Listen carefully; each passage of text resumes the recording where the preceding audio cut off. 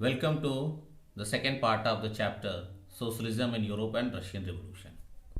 In this part, we will discuss on the growth of socialism in Europe and in other countries. Socialism as an ideology developed in reaction to the capitalism. Capitalism it was a system in which all the means of production, the property, it was owned, controlled and governed by one person, industrialist or the capitalist. The industrialist or capitalist he was only concerned or interested in his personal growth. He was not interested and concerned with the growth of the workers, well-being of the workers, or and he also did not pay any attention to improve their living condition or paying them good wages. So, in reaction to this ideology, some thinkers started thinking how to improve the condition and well-being of the workers. And as a result, this socialism as an ideology developed. In this socialism, a system in which all the means of property or means of production should be owned by the community or the society rather than being owned by one person. Here, if the means of production, if it is owned by the society and community, then more attention can be paid to the well-being of the workers. Their living condition can be improved. Now, how this goal or objective of socialism can be achieved? There were differences among the various socialists. How to achieve the objective of socialism and how to put in practice. Some socialists believed that the cooperative should be set up. Cooperative means association of people who work together and they will divide the share among themselves depending upon their work. Like one of them was Robert Owen.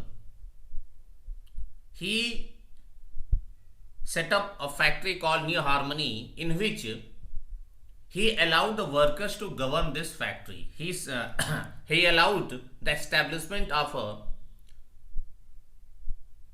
governing council set up by the workers themselves. He also tried to pay them well, improve their living condition, and in this way he attracted the attention of other factory owners that the condition of workers can be improved without the industrialist having any loss. There were some other socialists who believed that it is not possible to set up cooperatives on a larger scale through individual effort. Government needs to make an effort. Government should encourage for the setting up of these cooperatives. Government should set up the factories or workshop. Like we can take example of Louis Blanc in France, where he encouraged and demanded that the government should set up the national workshop, factories and cooperatives. Coming to another socialist thinker and who is also very popularly known as the father of communism, called Karl Marx. He, along with Friedrich Engels, he put forward some of the radical ideas. Like he believed the condition of the workers cannot be improved so long as the current political system exists. He believed this political system support the rule of the capitalist. And in order to improve the condition of the workers, this current political structure has to be overthrown. Karl Marx, to coordinate the effort of all the socialists, he also set up International Working Men's Association, which was known as the First International in I think 1864. He did not believe in the national loyalty. After the death of Karl Marx, another association was set up which was known as the Second International by the Socialists. And then Socialists gained popularity among all the European nations.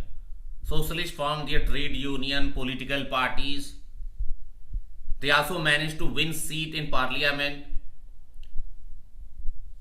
Like in Britain, Socialists they formed Labour Party. In France, Socialists formed Socialist Party. In Germany also there was one Social Democratic Party that also formed. That was formed. All these parties they succeeded in winning the seat. They had a huge presence in the parliament, but they could not form the government.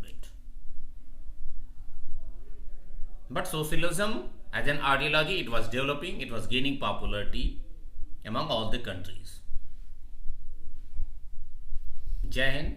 Thank you.